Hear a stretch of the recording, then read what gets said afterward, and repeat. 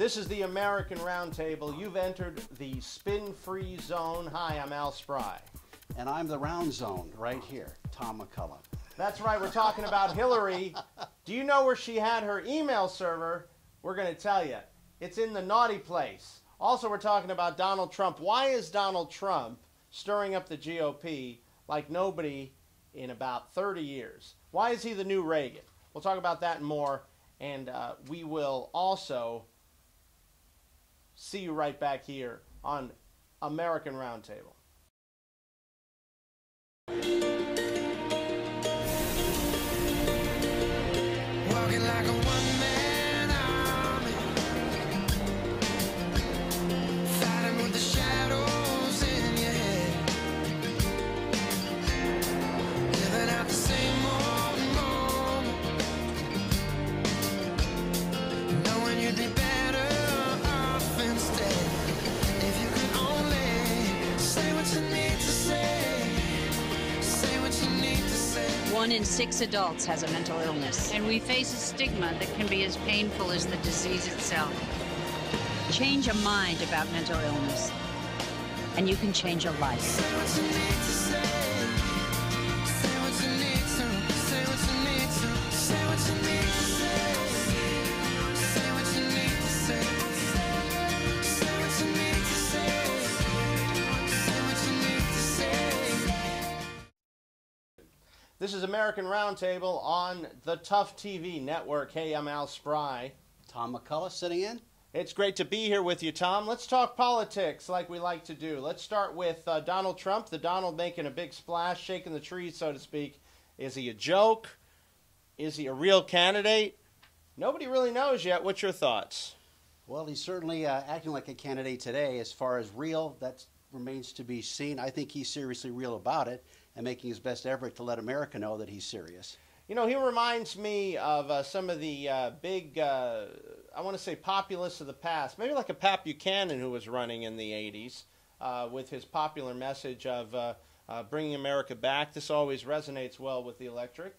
But does he have legs? Will he just be a summer story? Well, the GOP candidates that are already in the race, all 20,000 of them it seems, are hoping that he will drop out, that eventually his poll numbers will diminish, and then somebody like a George Bush, or he's hoping, of course, or a Scott Walker might be able to step in and become the front runner. We saw this about 4 years ago. We saw it with Herman Cain taking a lead, some of the under candidates coming up, Bachmann and then fizzling, Cain and then fizzling, so a few other ones, but my thought is Trump has, this is a different scene with Trump, because he's got twice the poll numbers of Bush right now, which is his closest competitor. And he's got the media happy to have him there helping fill up some of the dog days of summer as far as what's going on or what's not in the world of news.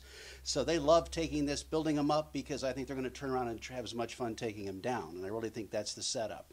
Well, they've already tried to take him down with the Megyn Kelly thing, and of course the comment that Trump made about the blood coming out of her nose and wherever. Got latched on by the media, and then everyone really jumped on the bandwagon there. Eric Erickson disinviting him from his conservative forum because he said it's anti-woman, what he said. But he was just talking about it among all of the people that were interviewing him, both male and female. But I think they're just trying to get something on the Donald, but he reminds me of the Teflon Don. Well, Megyn Kelly didn't go on. I mean, Donald Trump didn't go on vacation. Let me just say that right now. Also, we have Hillary Clinton. We'll talk about her in the next segment, but she's in some hot water with these emails. People likening her to Nixon and the Nixon tapes. When you have emails, are they your property or are they the property of the country? Well, when you're acting in an official capacity, guess what? They're the property of the country. Absolutely. They're not just the property of yourself. The thing about Hillary is, I think she knows that since she's the quote-unquote anointed, she could pretty much get away with everything, and she will have the Teflon coating herself. But it's getting a little hot there for Hillary. It's getting a little hot. Well, it got a little hotter today when Woodward comes out and likens it to the Watergate. Yeah, Bob Woodward, of course, you know, Woodward and Bernstein, all the president's men, comes out and says, well, this reminds me of Nixon and the tapes. Well, if it reminds me of Nixon and the tapes, this is not good for Hillary. to be compared to Richard Nixon is not good for any politician running, and I can tell you that right now. But we're going to have to see how this all plays out. What are your thoughts? Well, my thoughts are if it's not good for Hillary, it's good for the country. But Sure. And, you know, I'm not a Hillary fan, I got to tell you. I think she was kind of running things, 20 years ago when Bill was in there. I mean, well, Bill was, fooling around. We had to have somebody kind of taking charge of some things. But like I said, when you sign on to the platform, when you're part of the upper crust there, and you feel like you're the anointed, it's going to be hard to, even for things that are real obvious, to stick, because the media may not report on it. Let's just say that that's part of it. I did not. You did that very well. Secret emails, classified emails on my server. Well, this is the American Roundtable. I'm Al Spry. Tom McCullough.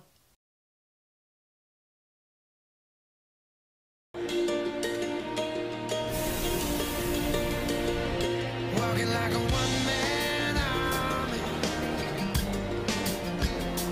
fighting with the shadows in your head, living out the same old moment,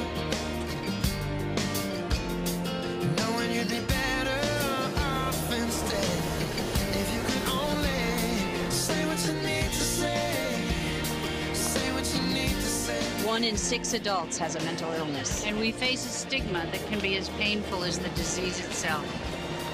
Change a mind about mental illness, and you can change a life. Say what you need to say. Say what you need to. Say what you need to. Say what you need to say. Say what you need to say. Say what you need to say. Say what you need to say.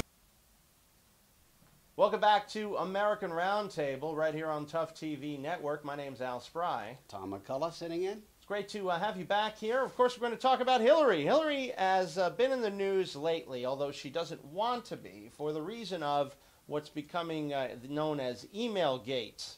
And Emailgate is basically when you're Secretary of State, everything is supposed to be the property of the United States of American citizens, right? When you don't have that trust, when you're hiding emails, and when you have private servers, well, this is a breach of the laws of the First Amendment, right to free speech, right of the press, right to know what's going on, basically. Why is Hillary hiding emails? Now, Hillary, of course, is running as the female candidate. Hillary wants to be the first female president. There's many women who will vote for Hillary regardless of any position she holds. And it's true. They want to see a female in, okay? So since that's the case, she's had some momentum. She's also part of what we like to call the status quo, or I like to call it that. What's the status quo? It's the people who like the way things are going and want to see more of it.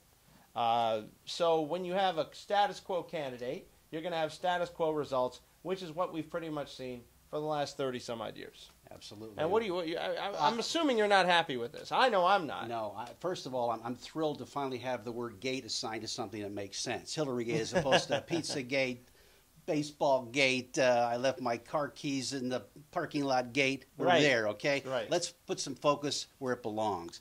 And that is people, wake up, really. I mean, Hillary, yeah, the anointed one, I'm tired of hearing it. I was depressed at the last election for a million reasons, but knowing that Hillary was next just had me in this funk, only because we've been told it. It's expected by her. The media's raising her up. Everybody wants it to happen. And as you say, people that like the status quo think, well, it's comfortable. She'll make a great president. And our first female president, because after all, there have been women in England and women in Germany, and it's our turn. It's her turn, which I find ridiculous. But just give me my remote control and my beer, and let's just have a nice day. Keep it just the way it is. Well, guess what? It's sure. not going to stay the way it is no matter what. It's going to get worse. It's going to get crazy. Let's get focused. You know, years ago, they interviewed Frank Sinatra, who I like. I like Frank Sinatra. Many years ago, they said, Frank, and he was very politically astute, by the way. He said, they said, Frank, what's happening with the country? Even back in the 60s, we started seeing changes, right? He said, well, as long as Mom and Pop America have 2 cars in the garage and have their jobs and they got 3 squares, they're not going to make a fuss.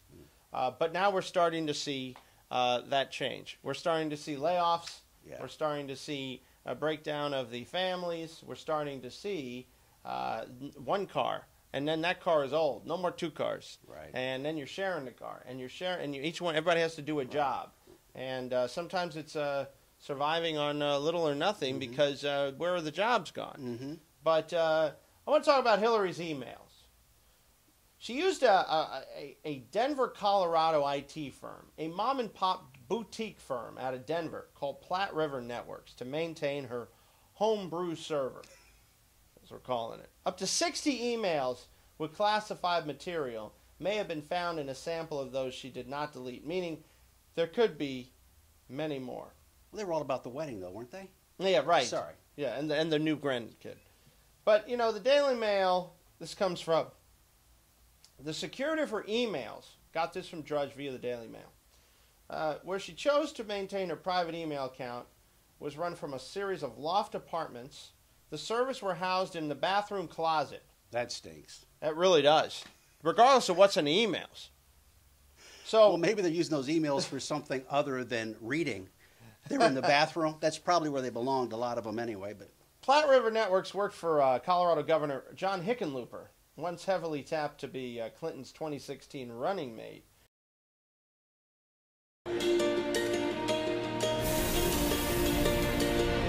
Walking like a one-man army, fighting with the shadows in your head, living out the same old moment, knowing you'd be better off instead if you could only say what you need to say what you need to say. 1 in 6 adults has a mental illness, and we face a stigma that can be as painful as the disease itself. Change a mind about mental illness, and you can change a life. Say what you need to say. Say what you need to. Say what you need to. Say what you need to say. Say what you need to say. Say what you need to say. Say what you need to say.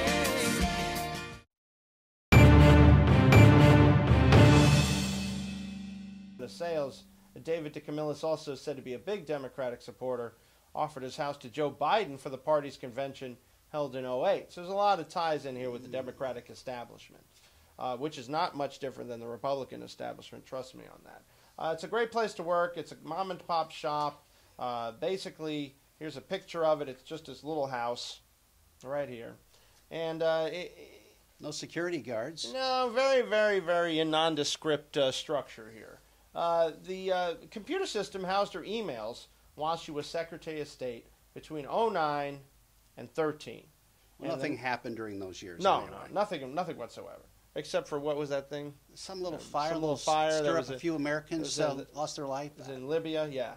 Barbara Wells, the company's lawyer, said that the networks provided its services in mid-2013. She wiped the server clean, according to Clinton, in March. Experts say some of her more than 60,000 emails she deleted may be recoverable. Now, here's the thing. If you're doing work as Secretary of State, why are you wiping your emails clean? Unless you're trying to do one thing, and that is... Oh, raise money for my campaign as president. Did you have another idea? Maybe to hide something that, I don't know, Benghazi perhaps? Sure. I know the Republicans and the conservatives are on Benghazi, and I know they have been.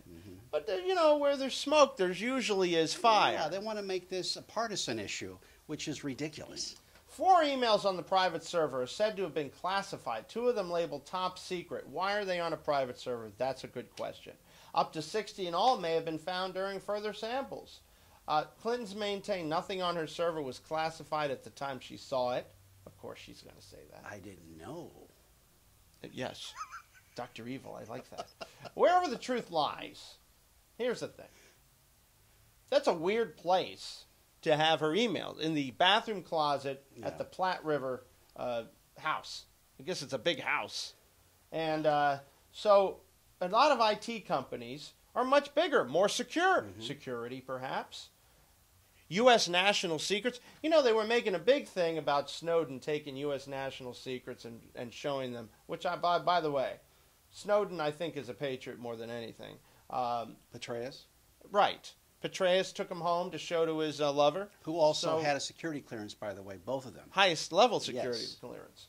And so we'll see where that goes, but I really think something with security would have been a better choice. Now let me take a look at this. This came right magically to me. We got Trump. I want to talk Trump again. Trump is a very interesting character. Indeed. When I was growing up in New York, Trump was all over the news all the time. Give you helicopter rides by any chance? No, that would be fun though. Trump did a copter ride to Trump Tower or something. There you go. He always had the nice hair. Big thing I remember about Trump growing up. In New York City, there's Central Park, and there's the Central Park ice rink. The Central Park ice rink went through a big upgrade in the late 70s. They put all these pipes underneath that were full of Freon that were going to freeze it and make it real easy to freeze, and it would be very nice, except all the tubes got leaks. So people were not able to use the Central Park ice rink for a few years. Trump said, I will fix the Central Park ice rink. He basically took all that crap out.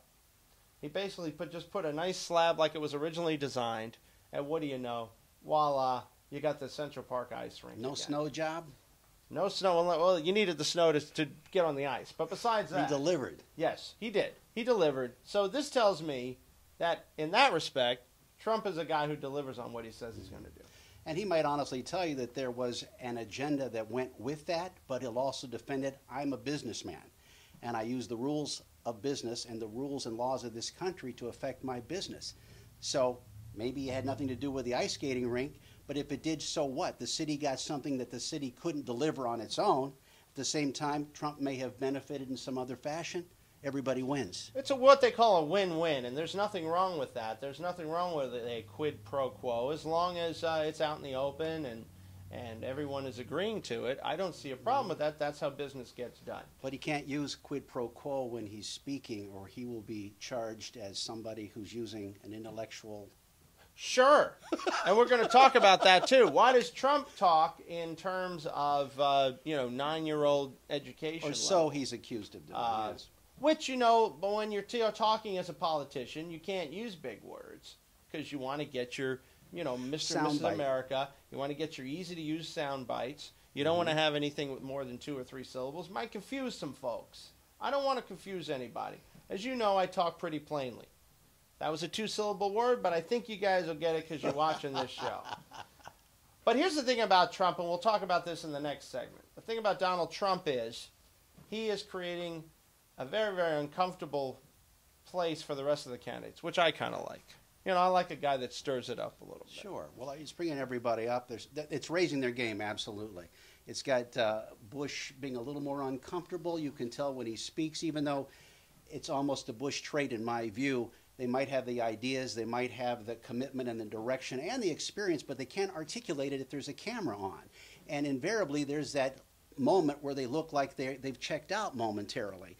And he's raised his game a bit, but look across the board. I mean, Huckabee, everybody's in Iowa or was at the state fair tripping over each other, or private jets looking for parking places outside of Des Moines. So, yeah, I agree with you. He's raised the bar for everybody to pay attention. Yeah, and the thing about Trump also to remember is he is a guy who has real good, excellent, I should say, communication skills.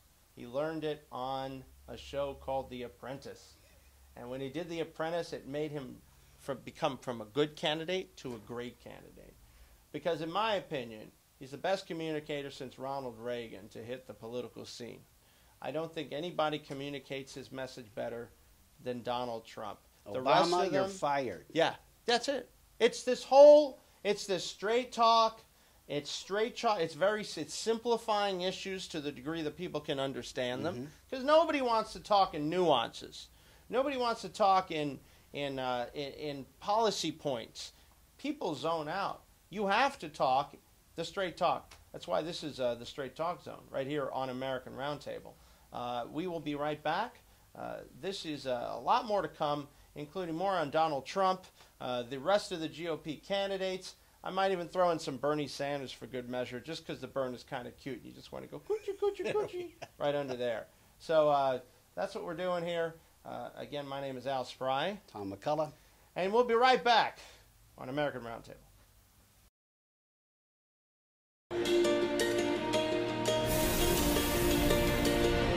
Walking like a one-man army, fighting with the shadows in your head, living out the same old moment, knowing you'd be better off instead if you could only say what you need to say what you need to say. 1 in 6 adults has a mental illness, and we face a stigma that can be as painful as the disease itself. Change a mind about mental illness, and you can change a life. Say what you need to say. Say what you need to. Say what you need to. Say what you need to say. Say what you need to say. Say what you need to say. Say what you need to say.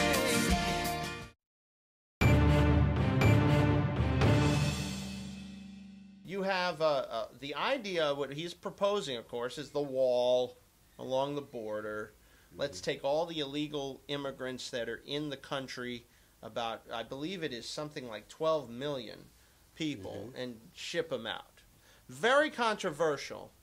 I don't necessarily agree with that, but it seems to be resonating very much with the American people. Well, two things along that, if I might interrupt you, sure. is that, first of all, when anybody else talks about his idea of the wall, they refer to it as a fence. Trust me, if you're going to do it, make it a wall, okay? Number one. Like in Israel. It's a wall. It's 20 feet high and it's solid. You know. If we're going to commit to it, let's do it right. That's all I'm saying. And maybe you get out of high school, you do 2 years for the government, and maybe you have wall detailed or something with the German Shepherd along with the drones flying overhead. And then after that, then we'll help pay for your college education. Cut the apron strings, get them out of the house, put them in a uniform, serve your country, back to your Israel reference. Sure. And then we'll go from there. But what I think is interesting is that he also isn't denying an idea for having a path to entry. He's not saying wall up, nobody comes in because you're all bad.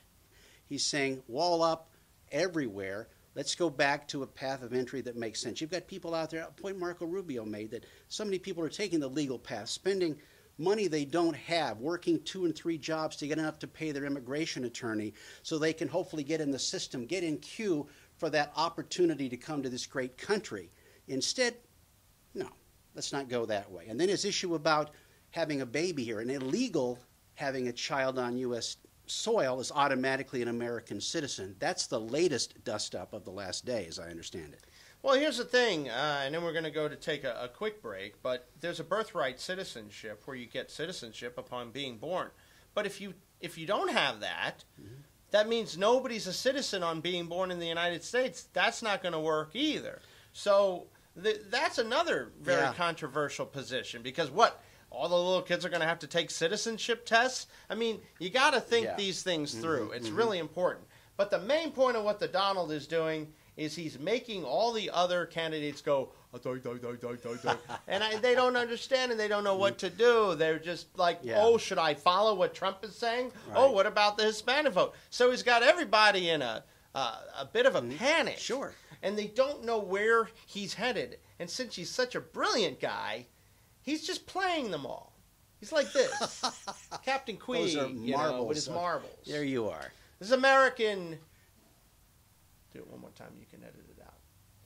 This is American Roundtable. I'm Al Spry. Tom McCullough. Thanks for joining us. You know, Tom McCullough, you're a great guy. We'll be right back and talk some more politics. Thank you, sir. Welcome back to American Roundtable. I'm Al Spry. And Tom McCullough. It's great to have you back here. This is a new show. We hope you like it and tell your friends. We are on Tough TV, but we are going nationwide, bringing you the straight talk in the straight talk zone. It's politics as unusual as it comes. Donald Trump, we'll end with him. This is a little funny side note, and we'll do a little Carly for you. Donald Trump, Carly Fiorina ticket. What do you think? First, second, I'm happy to have her at the show. She's pretty sexy, isn't she? Sexy, I think so. dynamic, straightforward, straight talking, not afraid to tell Hillary she's a liar. Thank you. Where's everybody else? You cowards hiding under your skirts out there. She's the real deal. I like her. She's been around the block. She's been in the boardroom. She knows how to raise money. She knows how to get things done. I'm excited. Probably doesn't have a chance, but I'd love to see her as a VP, if nothing else. I'll tell you another a friend of mine told me this. He said that Trump could win if he picks a Southern woman who is well respected. Now, that would be, I don't know, there aren't, in the politics, who would that be? Babe Buchanan, maybe, although she's out of politics now. But somebody like a Babe Buchanan would be a good choice, because you want to lock the Southern vote. A New Yorker is not going to win the country without the Southern vote, according to the conventional wisdom. I can see that. So that would be a good choice. Maybe Carla could move south, and then we could see where it goes. But Donald Trump talks simply. He's not a simpleton, which means he's slow, but he resists multisyllabic words, which means more than one syllable. Thank you for clearing that up. Complex writerly sentence structure is bad, right? He speaks short, blocky words, and he mashes them into other short, blocky words to create short, blocky sentences, and then he sticks it into short, blocky paragraphs. So it's less the stripped-down prosa like an Ernest Hemingway. It's more about a spontaneous reinvention of Ogden's basic English, very pared down, 850 words selected by Ogden, that kind of thing. So what better to work in a fast food culture that we have now anyway? We want short blurbs. We want stuff that's quick and that's one syllable. I want fries with my shake. Exactly. I want extra cheese on my Philly steak. Whatever. Philly steak might have been a little long there. Was. It's Philly. Two syllables. Darn it. But anyway, you know, Ted Cruz is a 9th grade status. Ben Carson, Mike Huckabee, Scott Walker scored at the 8th grade level. John Kasich, the next lowest after Trump, got a 5th grade score. So it's not just Trump. These politicians are speaking, I guess you could say, speaking down. But maybe it's not speaking down anymore because people's vocabularies have become very simplified. I heart you, Tom. You know, it's that kind of thing. You're going to share that now? Thank you, my man. Right here, baby. Right here. So this verbal deficit, as grating as it may appear to the ears of the educated class, has not caused him much political pain at all. This is a good lesson for anybody going into politics. You need to talk straight, like we do, but with less syllables than we use. I can't even talk. You're doing a great job. I'm Al Spry. Tom McCullough. You have listened and you have watched us on American Roundtable. If you like this show, put us on your calendar. Absolutely. We'll see you next week. Thanks.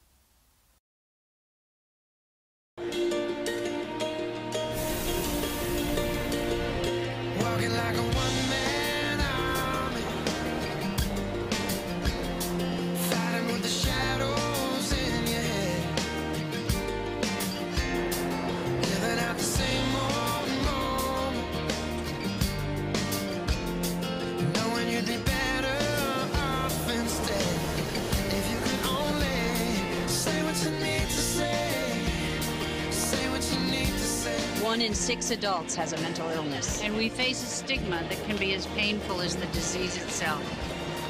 Change a mind about mental illness, and you can change a life. Say what you need to say.